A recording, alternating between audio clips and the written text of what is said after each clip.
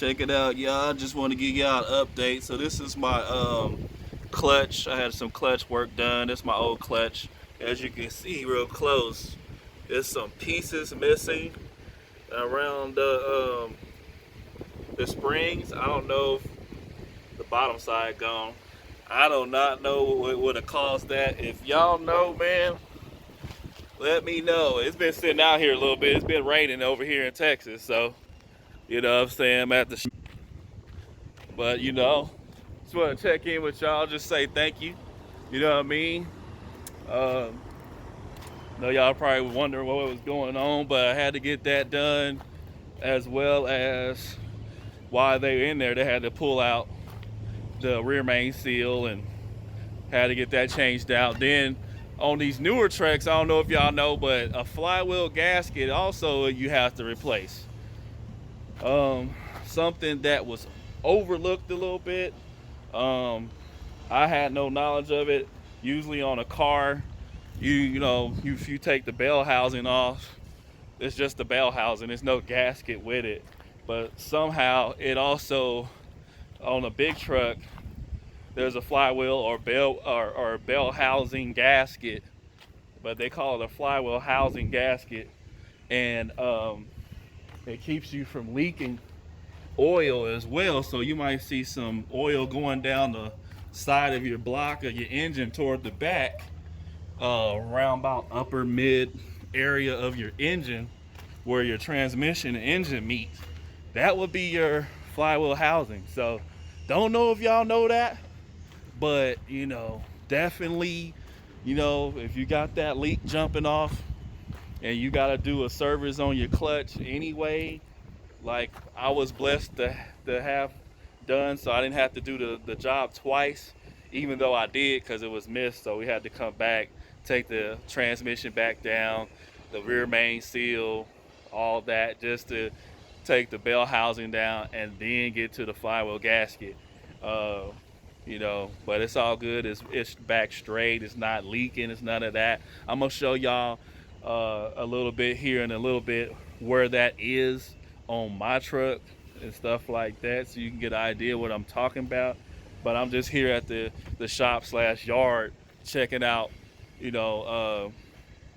my trailer, make sure it's straight, because I hadn't checked on this trailer in the hot. So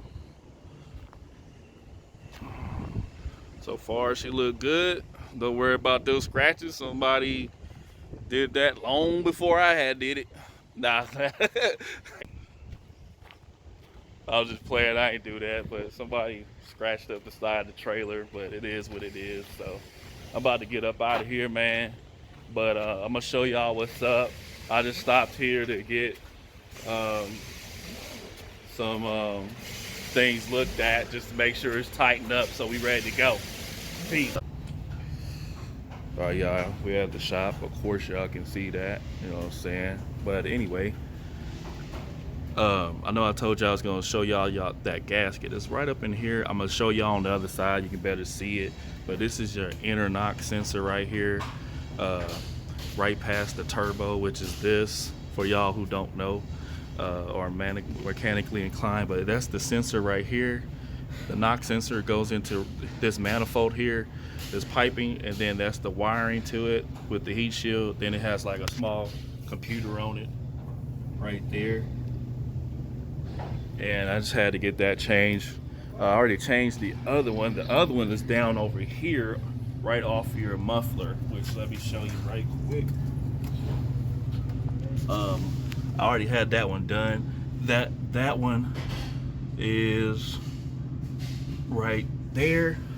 The little, how you say that? The computer on it, the knock sensor, and where is the computer brain? But anyway, it's somewhere up over here. You might be able to see it.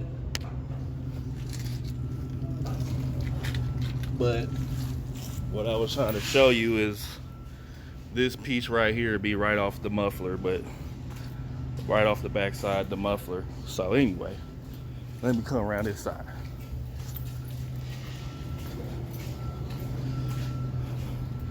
So I don't know if y'all can see it. I might zoom in, but right there where my finger is, you see that little kind of brass line right there? That's the gasket.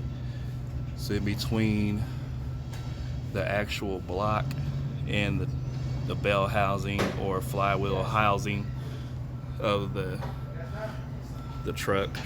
So that's what we had to change when we did our clutch job. I mean, other than that, it was good. And so we got that done, and we ready to get on this road. It look like they got the knock sensor in. Already changed the outer knock sensor, or the downpipe knock sensor, or the rear knock sensor. They call it a bunch of different things, but that's the one that's off your muffler, right behind it. And then the computer brain, like you saw, was sitting on top of the DPF filter and muffler and all that. That's where it mounts at. And then the other one was your inner, which is right behind the turbo. That's the one we just replaced. So it had both. All these newer trucks have two knock sensors, and that's where they are, just in case you need to change them or whatnot, or figure out which one you might need. Ask them, is it the inner or the outer?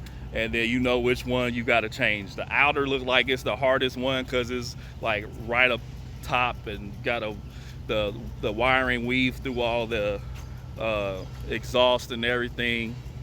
So I wouldn't want to change that one. But the one by the oil filter, that looks not too hard to do. But we did remove the oil filter to do it. So either how, you can just remove it, make sure the gasket is still on the oil filter. If the gasket came off the oil filter, just replace the oil filter because it ain't gonna seal. But other than that, we're doing good. So that's the news and the update on the truck and myself. Right now, just waiting to get back on the road. This should do it right here. We should be good with this right here. And it looks like it's already put together and ready to go. So I'm ready to go. I'm just trying to see and make sure that it's ready to go so I can go. You know what I'm saying? So anyway, I'll get back with y'all probably later on or when I get on this road. But once again, man, it's been a week, or a couple of weeks. They've had the truck for like two and a half weeks, doing the clutch, and then they had to take it back down because, you know, when I picked it up, it was leaking oil, and that's because of the flywheel housing was you know, it's old. It was leaking. It was probably there since they put the truck together. The truck is a 2016 truck, so you know, that's a while. You know, it's got almost 700,000. It's at 670K, I want to say. So, you know, this routine stuff, you know what I'm saying? So, I don't know how many clutches was put in this truck, but this is the first clutch I'm putting in. It usually lasts like 5 to 6 years if you take good care of them and you're not riding the clutch and all that stuff. And then, only other thing is I'm gonna have the transmission calibrated at Peterbilt to make sure the shifting and everything between the gears is smooth, and that's it. So, you know, this truck, she hadn't gave us much problems at all, which that's a testament to God, you know what I'm saying? So give you a rundown of things we've done to her since we had it. We had the truck probably like three and a half years. We did tires, torsion bars, rear brakes, some airbags, which I'll show y'all that. Some airbags, some fittings, you know what I mean? The torsion bars right here. This one has 6 torsion bars, so you got the 2, one here and one up there. Then you got two running side by side, which you can see one of them right here, next to each wheel. So total of 6. Not the usual typical thing you'll see on a truck, but you know what I'm saying, with these Peterbilts, some of their suspension is, you know what I'm saying, that's just what it is. So that's the outer knock sensor, and also the inner knock sensor, the flywheel housing, front tires, or should I say steer tires? No, y'all gonna try to roast me. Front bumper, and that right there is pretty much it. I put a front gear in the transmission, and the servo, which is a slave cylinder, which is a slang term for it. And you probably refer to it as a slave cylinder if you're buying it for your car, a standard vehicle, but that's what helps you engage the gears.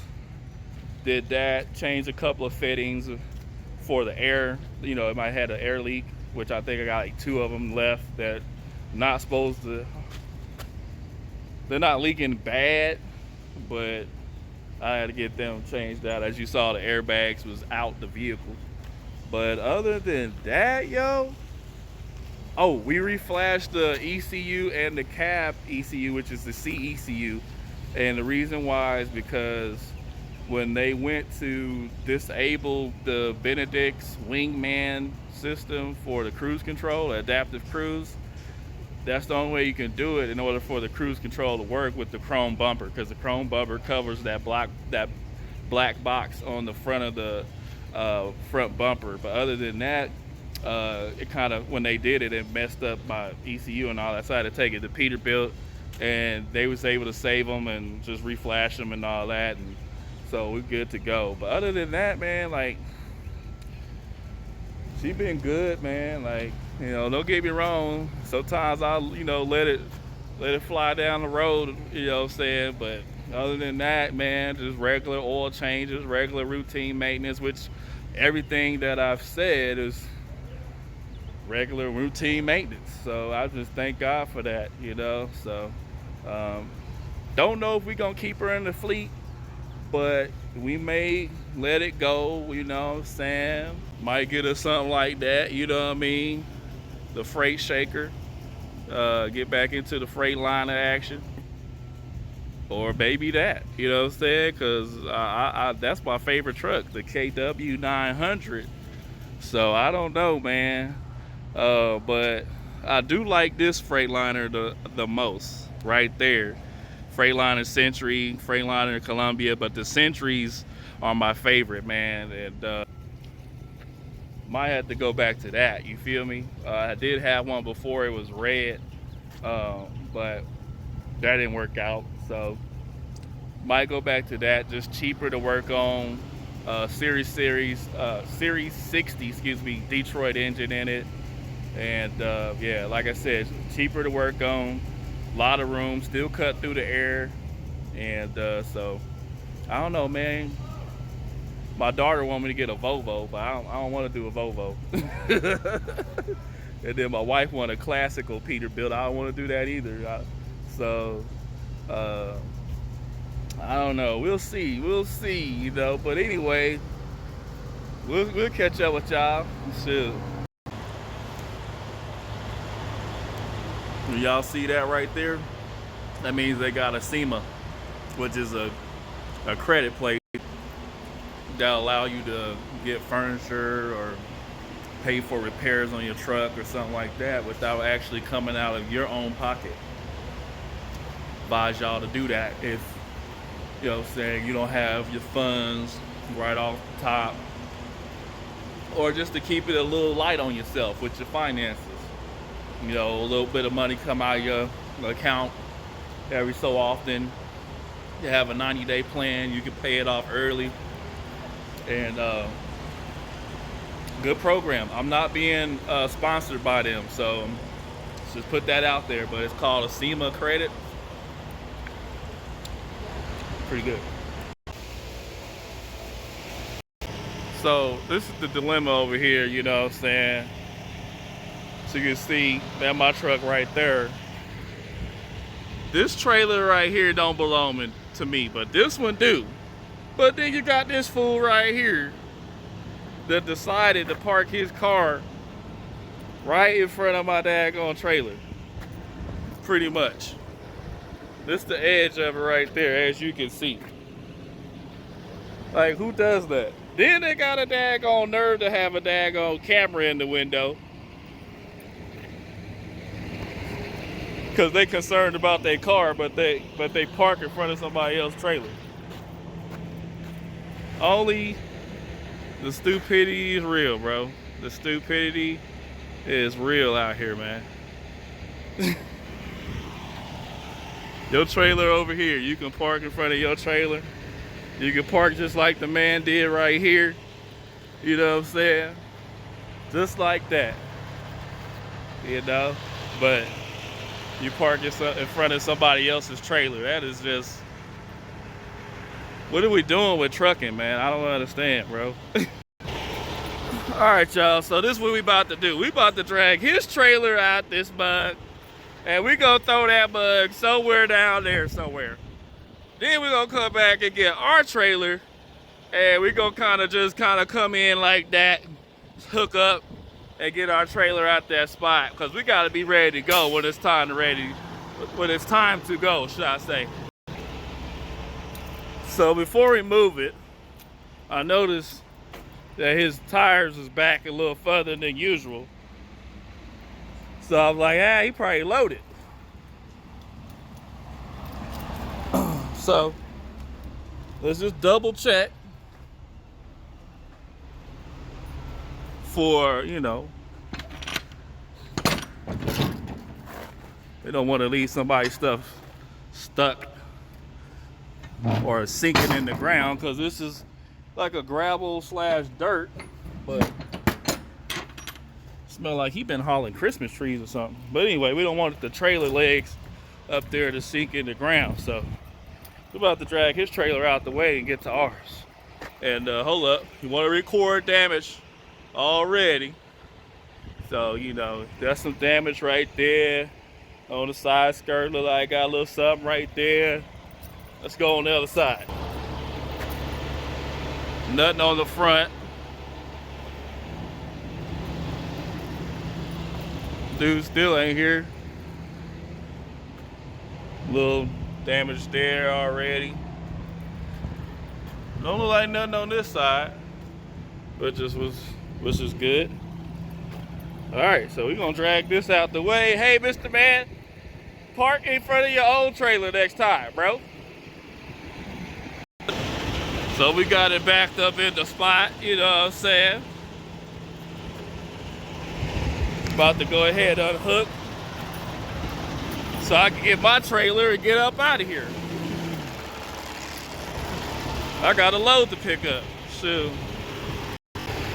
Starting to rain, but as you can see, we got the trailer out, or about to. Nothing wrong with this fool's car right here. Yep. I don't know why people so silly like that, but you got silly people like that. It's unfortunate. It makes the job frustrating. I'll just say that, but as well as disappointing, because you don't want to see your brothers and sisters doing dumb stuff out here. But man, I don't know what possessed that man to do that when he knows that I do leave out from here a lot. He parks right next to me. So, I mean, it ain't like he don't know that I need to get my trailer. But anyway, forget all that madness. It's starting to rain. It's just been rainy. Let's get this mess up out of here and get on up out of here. It's time to go get loaded. It's been a while. Back on the road, y'all. That's what it's about, man.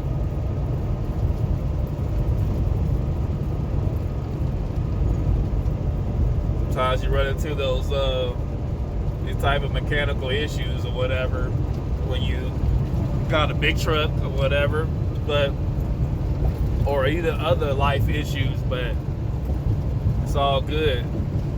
With God by your side, you'll be all right, man. We back on the road. You see this, man?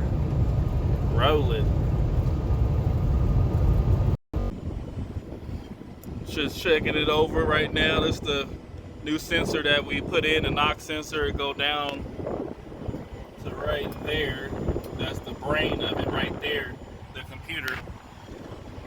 And that's looking good. Once again, that's the inner knock sensor. Come around here. Just looking down around.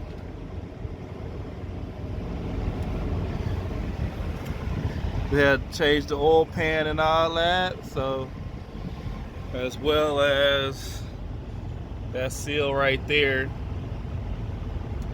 You know what I'm saying? That's that flywheel gasket, everything looking good. So, hey, that's what we want to see. Just little residue and stuff from them taking it down and everything. But other than that, y'all, we're looking fresh. You know what I'm saying? See that gasket and everything looking quite good. Got no leaks going on, so that's what I want to see. It's always good to check over everything after you come out the shop, you know what I'm saying, because you could have a problem and not know it, but if you don't even check it, how would you know? So always check it over. But other than that, man, I'm about to get back to trucking, bro. God bless y'all. You know what I'm saying? Keep the faith. You know what I'm saying? Whatever you promise to God, don't forget that. Don't forget what you promised to yourself. All right? We out this bug. Peace.